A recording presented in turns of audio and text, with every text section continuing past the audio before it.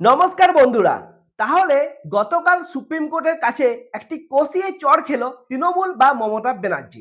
কেন এই কথা বলছি? তার কারণ হচ্ছে তৃণমূলের একটাই দাবি ছিল যে এই এসআইআর প্রক্রিয়াকে বন্ধ করতে হবে, কারণ এতে সাধারণ মানুষের প্রচুর অসুবিধা হচ্ছে। কিন্তু কালকে সুপ্রিম কোর্ট স্পষ্টতই জানিয়ে দিয়েছে যে সমস্ত রাজ্যকে এই জিনিসটা মেনে নিতে হবে যে এসআইআর প্রক্রিয়া কোনো মতেই বন্ধ হবে না। হ্যাঁ, এতে যে সমস্ত অসুবিধা হচ্ছে তার জন্য আমরা নির্দেশ দিতে পারি, কিন্তু এসআইআর প্রক্রিয়াকে কোনোভাবে বন্ধ করা যাবে না। তাহলে সমস্ত রাজ্যের মধ্যে পশ্চিমবঙ্গ পড়ে, মানে পশ্চিমবঙ্গকেও স্পষ্টত এটাই জানিয়ে দেওয়া হলো যে এসআইআর প্রক্রিয়া কোনোভাবেই বন্ধ করা যাবে না। মমতা ব্যানার্জি সুপ্রিম কোর্টে গিয়েছিলেন দুটো সমস্যা নিয়ে। একটা ছিল যে লজিক্যাল ডিসক্রিমিনেন্সির নাম করে ছোট্ট ছোট্ট ভুলের জন্য, নামের ছোট্ট ছোট্ট ভুলের জন্য নাম বাদ দিয়ে দেওয়া হচ্ছে। আরেকটি তার সমস্যা ছিল, যেটা হচ্ছে যে মাইক্রো অবজারভারদের নিয়োগ করা হয়েছে তাদেরকে বিজেপি শাসিত রাজ্য থেকে নিয়োগ করা হয়েছে এবং এই মাইক্রো অবজারভার নিয়োগের কোনো আইনেই নেই। এই বিষয়টা তিনি সুপ্রিম কোর্টে তুলে ধরেছিলেন। আসলে তিনি চাইছিলেন এই বিষয়গুলোর মাধ্যমে নিজের রাজনীতিকে আরো বেশি চমকাতে, কিন্তু তা তো হলোই না। উল্টে দেখা দিল যে তারা যে আশা করেছিল তাতে জল ঢেলে দিয়ে সুপ্রিম কোর্ট তার নিজের যে মন্তব্য শোনালেন, তাতে কি দেখা গেল? তাতে দেখতে পাওয়া গেল যে এই যে লজিক্যাল ডিসক্রিমিনেন্সি নামে যে ভুলগুলো হয়েছে সেগুলো ঠিক করার জন্য রাজ্য সরকারকে কর্মী দিতে হবে। মানে মমতা ব্যানার্জি বলছিলেন যে অন্য রাজ্যের থেকে কর্মীদের নিয়ে নেওয়া হচ্ছে। এতে নির্বাচন কমিশনও বলেছিল যে না, রাজ্য সরকার কর্মী দিচ্ছেন না, সেই জন্য আমাদের অন্য রাজ্য থেকে কর্মী নিতে হচ্ছে। এই জন্য সুপ্রিম কোর্ট জানালো যে ঠিক আছে, তাহলে রাজ্যই কর্মী দিবে। ৮৫০০ জনের মতো কর্মী রাজ্য থেকে দেওয়া হবে এই বিষয়টি দেখার জন্য। আর তার সাথে সাথে রাজ্য সরকার যেটা চাইছিল যে এসআইআর প্রক্রিয়াকে বন্ধ করে দেওয়া হোক, আর তারা চাইছিল যে পুরনো যে ভোটার লিস্ট আছে সেই লিস্ট অনুযায়ী ভোট হোক। কারণ ২০২৬-এ এসআইআর পর যে লিস্ট বেরোবে তাতে অনেক ভুল আছে, তাই এসআইআর প্রক্রিয়া বন্ধ করে সে পুরনো লিস্টে ভোট করা হোক। সেই আশাতে কিন্তু পুরো জল ঢেলে দিল সুপ্রিম কোর্ট। আর শেষ পর্যন্ত কি হলো? একটি কষিয়ে চড় বা থাপ্পড় খেয়ে এলো তৃণমূল সুপ্রিম কোর্টের কাছ থেকে। এরপর ২ নাম্বার যে পয়েন্ট, সেটা হচ্ছে যে মমতা ব্যানার্জি একটি নতুন ভাতা দেবার কথা বলেছেন। সে ভাতাটি কি? যুবসাথী প্রকল্প। তো যুবসাথী প্রকল্পে কি হবে? ১৫০০ করে টাকা দেওয়া হবে যারা শিক্ষিত বেকার আছে, মানে যারা মাধ্যমিক পাস করেছেন তাদেরকে, এবং মাধ্যমিক পাসের পর থেকে ৪০ বছর বয়স পর্যন্ত যারা আছেন তাদেরকে দেওয়া হবে। সেই ভাতা দেওয়ার জন্য মমতা ব্যানার্জি প্রথমে বলেছিলেন যে আগস্ট মাস থেকে এই ভাতা নাকি দেওয়া হবে, কিন্তু গতকাল তিনি একটি প্রেস কনফারেন্স করে বলেন যে না, এই ভাতা দেওয়া হবে এপ্রিল মাস থেকে। মানে আর ২ মাস পর থেকে এই ভাতা পাওয়া যাবে, এবং এই ভাতা পাওয়ার জন্য কি কি জিনিসগুলো করতে হবে বা কখন থেকে ফর্ম ফিল আপ শুরু হবে সমস্ত কিছুই তিনি বলেছেন। তাহলে তিনি কি বলেছেন সেটা চলুন একবার আমরা দেখে নিই। যুবসাথী যে প্রোগ্রামটা আছে, যে স্কিমটা নতুন করে লঞ্চ করা হয়েছে মাধ্যমিক পাশেদের জন্য, মাধ্যমিক পাস যারা করবে ২১ থেকে ৪০ বছর, তাদের যেমন পরিষ্কার বলা হচ্ছে যে তারা যে কোনো স্কলারশিপে পেতে পারে, সে ঐক্যশ্রী হোক, মেধাশ্রী হোক, স্মার্ট কার্ড হোক, বা শিক্ষাশ্রী হোক, বা Swami Vivekananda merit cum scholarship হোক, যতগুলো আছে সেগুলোর সাথে কোনো এফেক্ট করবে না এটা। কিন্তু অন্য কোনো স্কিমে যদি তারা টাকা না পায় তাহলে তারা ১৫০০ টাকা করে আগামী ৫ বছর পাবে। তারপর আবার রিভিউ হবে যতদিন তারা চাকরি না পাচ্ছে। সেইটা আমরা বলেছিলাম ১৫ই আগস্ট থেকে করব, কিন্তু যেহেতু ১লা এপ্রিল থেকে ফাইন্যান্সিয়াল ইয়ার শুরু হয়, কাজেই এটা আমরা ১লা এপ্রিল থেকে দেব বলেই ঠিক করেছি। কিন্তু তার আগে আমাকে তো অ্যাপ্লিকেশন জমা নিতে হবে। সেই জন্য আমরা যেটা প্ল্যান করেছি, সমস্ত ডিপার্টমেন্টের সেক্রেটারি আছে, চিফ সেক্রেটারি মনোজ পন্ত, অমিত মিত্র সহ, ফাইন্যান্স সেক্রেটারি সহ সবাই আছে, যেটা আমরা প্ল্যান করেছি যে আমরা কাগজে অ্যাডভার্টাইজমেন্ট করব, এবং আমরা প্রত্যেকটা অ্যাসেম্বলি ওয়াইজে, যেহেতু এখন এসআইআর নিয়ে সবাই ব্যস্ত, সেই টিমকে তো তোলা যাবে না, কাজেই অ্যাসেম্বলি ওয়াইজে ২৯৪টা কেন্দ্রে আমরা ২৯৪টা ক্যাম্প তৈরি করব। সেই ক্যাম্পে ওই দুয়ারে সরকারের মতো ১৫ থেকে ২৬, ১৫ তারিখ সকাল ১০টা থেকে বিকেল ৫টা অবধি, ছুটির দিনগুলো বাদ দিয়ে সকাল ১০টা থেকে ৫টা অবধি এই ক্যাম্প চলবে। তারা জমা দেবেন, তাদেরটা সঙ্গে সঙ্গে তারা রিসিপ্ট পাবেন এবং ডিজিটাইজও করা হবে। যেহেতু টাইমটা শর্ট, তাই আমরা এখনই অনলাইনে যাচ্ছি না, কারণ অনলাইনে কে পাঠাবে না পাঠাবে রিভিউ করতে, সার্ভে করতে বহুত টাইম লেগে যাবে, ফলে ডিপ্রাইভড হয়ে যাবে। আচ্ছা, তাহলে আপনারা শুনলেন তো মমতা ব্যানার্জি কি বললেন। তিনি বলেই দিলেন যে এই 15ই ফেব্রুয়ারি থেকে শুরু হবে ফর্ম ফিল আপ এবং 26শে ফেব্রুয়ারি পর্যন্ত চলবে। তাহলে তার মধ্যে আপনাদেরকে এই ফর্মটি জমা দিতে হবে, তাহলে তারপর আপনারা পাবেন রিসিপ্ট এবং রিসিপ্ট পাওয়ার পর এটা ডিজিটাইজও করা হবে, তারপর আপনারা এপ্রিল মাস থেকে এই ভাতা পাবেন। এবারে প্রশ্ন যেটা উঠছে সেটা হচ্ছে যে এই ভাতার প্রকল্প আগস্ট মাসে বলা হলো, কেন এটা এত জলদি বা এত সামনে এগিয়ে নিয়ে আসা হলো?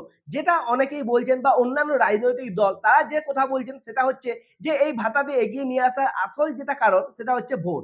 কারণ ভোটও কিন্তু এগিয়ে আসছে, কারণ খুব বেশি আর দেরি নেই। তাহলে এই ভোটের সুবিধা যদি এই শিক্ষিত যুবকরা পায় তাহলে কি হবে, ভোটটা মমতা ব্যানার্জি পেয়ে যাবেন। সেই জন্য তিনি এই ভাতার প্রক্রিয়াটিকে আরো বেশি সামনে এগিয়ে নিয়ে এসছেন। আর তার সাথে সাথে আমরা এটাও দেখেছি যে লক্ষ্মীর ভান্ডারও 500 টাকা করে যেটা বাড়ানো হয়েছে সেটা ইতিমধ্যেই মানুষকে দেওয়া শুরু করে দেওয়া হয়েছে। এর থেকেও বোঝা যাচ্ছে যে ভোটের জন্যই এই সমস্ত জিনিসগুলোকে এতটা এগিয়ে নিয়ে আসা হয়েছে। যদিও মমতা ব্যানার্জি বলছেন যে পুরোটাই মানে এই যে ফাইন্যান্সিয়াল ইয়ার আছে সেটা শুরু হচ্ছে এপ্রিল মাস থেকে, সেই জন্য এই জিনিসটাকে এপ্রিল মাস থেকে চালু করা হচ্ছে। কিন্তু তাহলে প্রথমে কেন এপ্রিল মাস থেকে চালু করা হলো না, প্রথমে কেন আগস্ট মাস বলা হচ্ছিল? আসলে তিনি দেখতে চাইছিলেন যে যদি ভোটে হেরে যায় তাহলে এই ভাতা ফালতু দিয়ে কি লাভ হবে, তার চেয়ে আগে ভোটটা হয়ে যাক তারপর দেবো, আর একটি প্রতিশ্রুতি দিই। তারপর তার আশেপাশে যে সমস্ত মানুষের আছে তারা হয়তো তাকে বুঝিয়েছেন যে না, যদি এত দেরি করা হয় বা ভোটে এই ভাতা দেওয়ার কথাটা যদি বলা হয় কিন্তু যদি না দেওয়া হয় তাহলে যুব সমাজে ভোটটি পাওয়া যাবে না। সেই জন্যই ভোটটিকে এই পাওয়ার জন্যই ভাতাটিকে এগিয়ে নিয়ে আসা হয়েছে বলে অনেকে মনে করছেন। এই বিষয়টা নিয়ে এই যে শুভেন্দু অধিকারী তিনি কি বলছেন চলুন সেটা একটু আমরা দেখে নিই।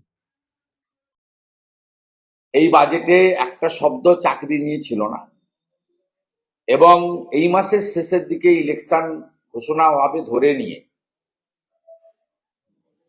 এই অন্তর্বর্তী বাজেট যা এপ্রিল মে জুন জুলাই ফেব্রুয়ারি মাসের বলে টাকা ট্রান্সফার করা হয়েছে, এবং এতে খুব বেশি টাকা না, 1-1.5 কোটি টাকা। তা সবার অ্যাকাউন্টে 500 টাকা করে এসছে জানি না, হয়তো এই মাসের মধ্যে যাবে, টোকেন ঢুকিয়ে দিয়েছে যদি ইলেকশন ঘোষণা হয়ে যায় এই ভয়ে। বাকি আরেকটা জিনিস ছিল, master degree graduate, BEd basic শিক্ষিত বেকার যুবক যুবতীদের চাকরির দরজাটাকে একদম ক্লোজ করে দেওয়া, কারণ এই অন্তর্বর্তী বাজেটে চাকরির কোনো শব্দ নেই। 10 লক্ষ ভ্যাকেন্সি পূরণের কোনো রোডম্যাপ বরাদ্দ নেই। ভাতার একটা প্রতিশ্রুতি ছিল কবে, আগস্ট মাসে শুরু হবে। আগস্ট মাসে মমতা ব্যানার্জি মুখ্যমন্ত্রী থাকবে না, প্রাক্তন হবে, এবং এই অন্তর্বর্তীকালীন বাজেট 4 মাসের জন্য, এপ্রিল মে জুন জুলাই। এটা নিয়ে আমাদের আপত্তি সমালোচনা, মুখ্যমন্ত্রীর ভাঁওতাবাজিটা হাতে নাতে ধরা পড়েছে। ধরা পড়ার পরে তিনি একটু আগে একটা প্রেস কনফারেন্স করে বলেছেন 15 থেকে 26 তিনি ক্যাম্প করবেন। কি করার জন্য? যুব সাথীর অ্যাপ্লিকেশন আছে। এটাও আরেক ধরনের প্রতারণা। দৈনিক 50 টাকা একটা graduate, honours, master degree, BEd, basic, PTTI, vocational, ITI, মাধ্যমিক উচ্চ মাধ্যমিক পাশের কাছে এসে কমপ্লিটলি মকারি। শুনলেন তো শুভেন্দু অধিকারী কি বললেন? তিনি বললেন যে মমতা ব্যানার্জি যখন দেখলেন যে তার ভাওতাবাজি ধরা পড়ে গেছে তার জন্যই ডেটটাকে এগিয়ে নিয়ে আসা হয়েছে। আর তিনি যেটা বলছেন যে দৈনিক 50 টাকা করে দিচ্ছে এই বেকার যুবকদের, যেখানে একটি যুবক, বেকার যুবক যে পড়াশোনা করে মাধ্যমিক তো পাস অনেকে বটে, তার সাথে সাথে অনেকে আরো বড় বড় মানে এমএ পর্যন্ত তার চেয়েও উপরে গ্রাজুয়েশন করেছেন, অনেক কিছু করেছেন, এবং আইটিআই বলুন, তার সাথে পলিটেকনিক বলুন, তারা সবাই এইসব করার পরও বেকার হয়ে বসে আছেন বা অনেকে পরিযায়ী শ্রমিক হয়ে বাইরে চলে গেছেন। তাদেরকে মমতা ব্যানার্জি ভাতা দিচ্ছে কত? দৈনিক 50 টাকা করে। তাহলে এই ভাতা নিয়ে তাদেরকে এক প্রকার অপমান করা হচ্ছে, এই কথাটা শুভেন্দু অধিকারী বলতে চাইলেন। এবং যেটা দেখতে পাওয়া যাচ্ছে যে এই যে দৈনিক 50 টাকা করে দেওয়া হচ্ছে, এতে যুব সমাজ যে মমতা ব্যানার্জিকে ভোট দিবেন কি দিবেন না, বা এই যে টাকা দেওয়ার কথা বলা হচ্ছে, এতে তারা প্রতিষ্ঠিত হয়ে মমতা ব্যানার্জিকে জেতাবেন বা আবার পরবর্তীকালে মুখ্যমন্ত্রী করে নিয়ে আসবেন কিনা সেটা তো সময়ই বলবে, সেটা দেখতে পাওয়া যাবে ভোটের পরে। কিন্তু এর আগের থেকে তৃণমূল কিন্তু তার স্ট্র্যাটেজি ঠিক করে ফেলেছে। কেন এই কথা বলছি? কারণ তৃণমূল থেকে এই বিষয়টাকে এমনভাবে প্রচার করা হচ্ছে যে মমতা ব্যানার্জি কিন্তু তাদেরকে টাকা দিচ্ছেন। সেই জন্যই তাদের গুটখো খাওয়া বা মাল খাওয়ার যে সমস্ত পয়সাটা সেটা মমতা ব্যানার্জি দিচ্ছে। তাই ভোটটা কিন্তু মমতা ব্যানার্জিকে দিতে হবে। এই কথা বলছে তৃণমূলের একজন নেতা। কি বলেছেন সেটা আমি আপনাদেরকে দেখাবো। যদিও এই নেতা বলছেন যে এটা এআই দিয়ে নির্মিত করা ভিডিও। কিন্তু আপনারাই দেখে বলুন এটা দেখে কি মনে হচ্ছে এআই দিয়ে নির্মিত করা ভিডিও? না অরিজিনাল ভিডিও সেটা আপনারাই বলতে পারবেন। আজকালকার ইয়াং ছেলেপেলের একটা বড় পার্সেন্টেজ পান টান খায় বেড়ায়, তাদেরকে ওই জায়গাটাই হিট করতে লাগবে। কিন্তু তোর মাসে 1,000 টাকা তো গুটখার খরচা হয়, এটা তো দিদি দিবে রে। কিন্তু তোর মাসে 1,000 টাকা তো গুটখার খরচা হয়, এটা তো দিদি দিবে রে। কিন্তু তোর মাসে 1,000 টাকা তো গুটখার খরচা হয়, এটা তো দিদি দিবে রে। কিন্তু তোর মাসে 1,000 টাকা তো গুটখার খরচা হয়, এটা তো দিদি দিবে রে। এই লোকগুলাকে যদি আমরা ঠিক মতন কনভিন্স করতে পারি, আমার মনে হয় আমাদের এবার ভোটে জেতা শুধু সময়ের অপেক্ষা। পাশাপাশি দিদি যে কল্পতরু ভাবে আমাদেরকে বিভিন্ন প্রকল্পের বিভিন্ন সুযোগ সুবিধাগুলো দিল, সেই সুযোগগুলো তো আছেই। মহিলাদের ভোটটা একটা ফ্রন্টের জায়গায় চলে গেল। পাশাপাশি আমাদের যুব সমাজের ভোটটা একটু মানে নেগেটিভ সাইডে ছিল, সেটাও কিন্তু আমাদের যুব সাথীর মাধ্যমে একটা বড় বার্তা দিদি দিয়ে দিলেন। সেটাকে ফসলটাকে আমাদের তুলতে হবে। শুনলেন তো তৃণমূলের এই নেতার বক্তব্য। তিনি কি বলছেন যে গুটকা মাল খাবার টাকা দিদি দিচ্ছেন। তাহলে এইভাবে তৃণমূল স্ট্র্যাটেজি তৈরি করে ফেলেছে কিভাবে যুব সমাজের ভোটটাকে নিজের দিকে নিয়ে আসা যায়।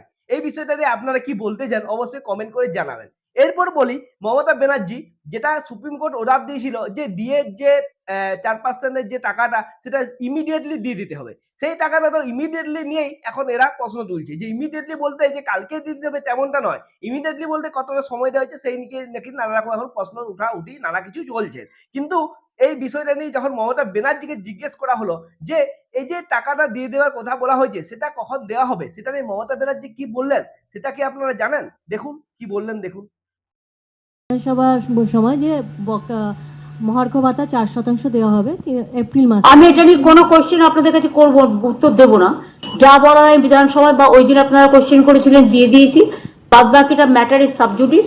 আমি সাবজুডিস ব্যাপারে কোনো কমেন্টসে যাব না। শুনলেন তো বলছে ম্যাটার ইজ সাবজুডিস, মানে বলতে চাইছেন যে এটা এখন কোর্টের মধ্যে মামলা চলছে, কিন্তু কোর্ট থেকে তো এই মামলা মীমাংসা হয়ে গেছে। মানে এই 4% যে ভাতা সেটা ইমিডিয়েটলি দিয়ে দিতে হবে, সেটা কোর্টের নির্দেশ দেওয়া হয়েছে। কিন্তু তারপরও এরা এই টাকাটা না দেওয়ার জন্য নানা রকম চেষ্টা করছেন বা নানা রকম প্রক্রিয়া করছেন, সেটা আমরা দেখতেই পাচ্ছি। এর জন্য দেখতে পাচ্ছি যে যে মানুষগুলো ডিএ পাওয়ার মানুষগুলো একদিন খুশির প্রকাশ করেছিলেন এই নির্দেশ আসার পর, তারা কিন্তু আবার সেই সংশয়ে চলে গেছেন যে এই 4% ভাতা তারা আদৌ পাবে না সেটাও পাবে না। আসলে কোথাও সুপ্রিম কোর্টে যেটা মামলা চলছে সেটা হচ্ছে 100% ভাতা নিয়ে বা 100% দিয়ে নিয়ে। তো 100% দিয়ে তো দেবার কথাটা অনেক পরে আসছে, এই 4% নিয়ে এখন অনেক প্রবলেম দেখা যাচ্ছে।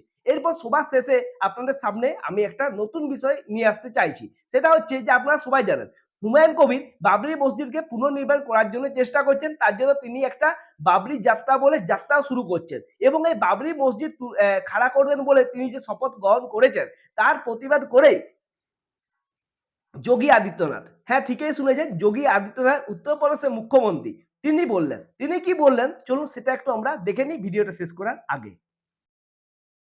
हम लोगों ने कहा था ना कि रामलला हम आएंगे, मंदिर वहीं बन गया ना, मंदिर अयोध्या में। कोई संदेह है?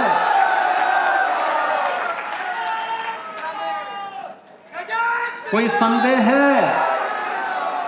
और हम आज फिर इस बात को कह रहे हैं कि कयामत के दिन तक भी कभी, कयामत का दिन तो कभी आना ही नहीं है, और इसलिए बाबरी ढांचे का पुनर्निर्माण कभी होना ही नहीं है।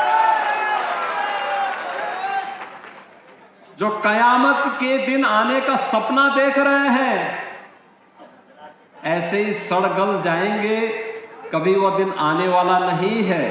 और उनके सपनों को ऐसे ही हम अपनी विरासत को सम्मान देते हुए भारत की गौरवशाली परंपरा को, सनातन धर्म की इस परंपरा को, जैसे प्रधानमंत्री जी ने 25 नवंबर को अयोध्या धाम में आकर के सनातन के प्रतीक श्री राम मंदिर में भव्य केसरिया ध्वज का आरोहण किया था, ये केसरिया ध्वज हमेशा ही भारत के इस गौरव को, सनातन के इस गौरव को आगे बढ़ाने का कार्य इसी मजबूती के साथ करेगा।